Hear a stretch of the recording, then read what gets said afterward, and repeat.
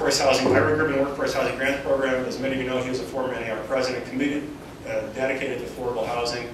This is, again, a second century initiative program, $5 million program for all the states to do those objectives identified. And to your credit, bravo, you have been using it to that purpose and above. You had a $60,000 grant and you've used it. The beauty of this is that this program goes away. This is one that doesn't stay up on that chart of 60 activities. It goes away in 2010, so you've used it.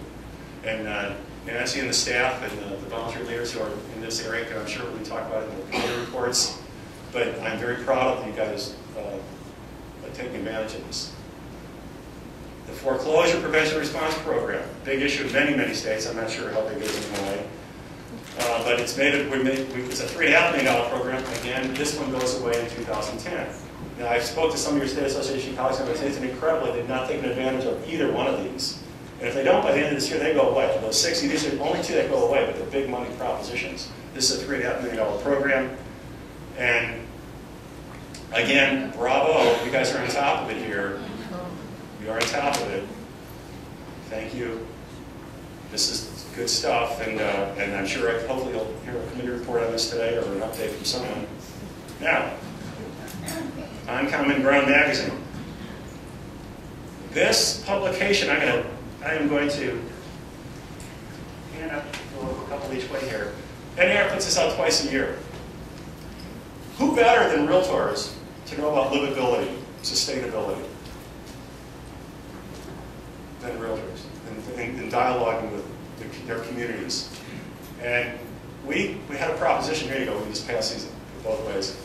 We had a proposition a few years ago that we believe we can provide professional overviews from a host of different experienced experts in different areas of smart growth, so that we could be the center. We could create the center of the debate in terms of trying to objectively look at how to do these, how to manage, particularly in these islands. I know it's very sensitive to you folks. Sustainable growth, and I'm proud of the fact that these magazines. We offer this magazine for free. And we believe it's important to get into the hands of legislators at the state and local level so they can see that the Realtor Association, it's branded Realtor Association, not NAR necessarily. See that we are concerned, we are interested in having a positive debate and dialogue with respect to how we can make our communities more livable and sustainable. So the Hawaii Association, and those you can see the 2 boards that are taking advantage of it, folks from other boards, we provide this free of charge. We do bulk mailings. We'll send them directly to your legislators. We send them to your board if they want to distribute them, or flex that way. But we think this is a great tool for us as an organization to be branding ourselves in your communities and being concerned and engaged in this dialogue. Okay, now, what do these have in common? These are 5 programs on that list of 60. You can read more specifics about what they do. But in my opinion, my humble opinion, I'm not Hawaiian, but in my humble opinion, these are programs that this association should be taking advantage of. And what they have in common is you have not used any of them in 2009. They're all grant programs. They represent $1.5 million of that $24 million of resources. And the Hawaii Association and local associations in 2009 used none of these. Now, I would respectfully request that if you look at these, 1, to look at these, and 2, to ask our staff for help if you're at all unsure of what they can do for you. There was somebody had a hand up here. We actually applied when I lived in the Great. Great. Again? Yeah. You can resubmit. Yeah, they're volunteer leaving. This is not, by the way, these are not staff driven. Every one of these programs, when you make a submission, there's a group of your peers decide on the worthiness of these reports, not staff. So please look at, again, my friend Eva, I need your help. If you please look at these, and again, they're the catalog, the resource guide, check them out, and the staff names are in there in terms of the contacts, and we walk you through it if you need help. Okay, Pericles, 430 BC. Just because you do not take an interest in politics doesn't mean politics won't take an interest in you. This dude, can you believe that? 430 BC, this guy was going to say that? I mean, like Tracy mentioned, in graduate school, it blew my mind when I read some of this. So, you know, we kind of spun this, and a lot of you see the bottom there? I realized, you know, when I saw this quote from Pericles, that the Realtor Association, you know, so many of you have seen that phrase, if real estate is your profession, politics is your business. Kind of a takeoff on Pericles, isn't it? And I would suggest that the Realtor Party, for it to grow, we needed to do a better job at providing you resources to help you effectively engage in issuing candidate campaigns. We did not. That triangle, the one triangle I was talking about, the political, we've invested $10 million of NAR resources in a host of things that include a couple $1 million to this program. Building a Realtor Party to support issue initiatives and candidate campaigns. How do we do that? We have provided a state-of-the-art set of tools to all the state and local associations.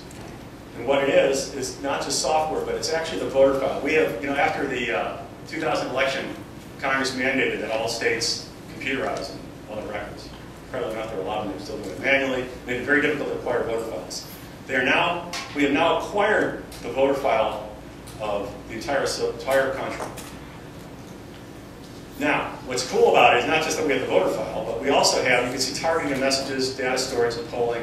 What we do also have there is that consumer data. So a lot of you are familiar with this in your own market. We take the voter file, we match it against over 100 different demographic categories, consumer categories, so that we provide consulting support. So I'll give you an example. Santa Fe, New Mexico, last year.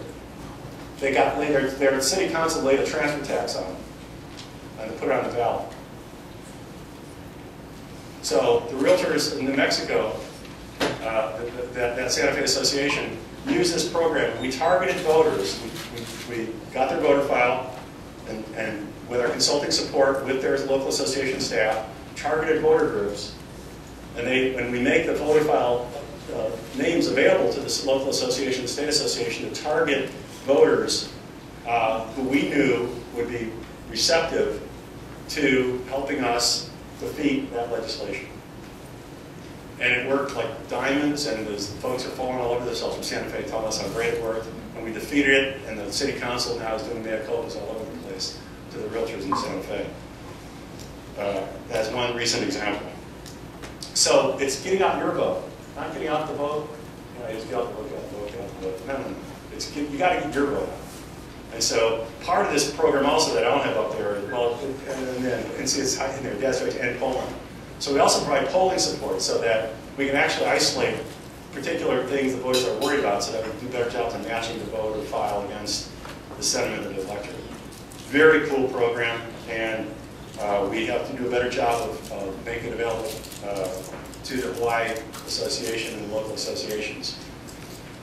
Okay, so folks, this is kind of the core part of this program. When we talk about the Realtor Party, you're talking about realtors, you're talking about being involved. And don't you think being involved means at least vote, being registered to vote? Okay, so percentage of the U.S. eligible population registered to vote. Give me a guess. What do you guys think? 25? Be more optimistic. That's frustration. This is registered, not vote. Registered. Registered to vote. 71%.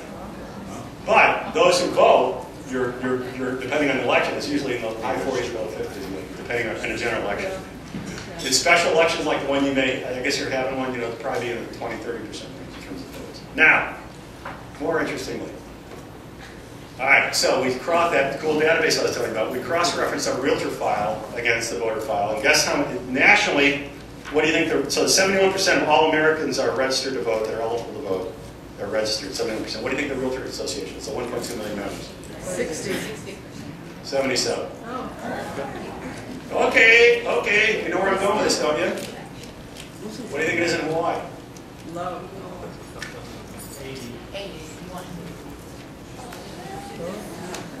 Ladies and gentlemen, I respectfully submit that we can do better here. Don't you think?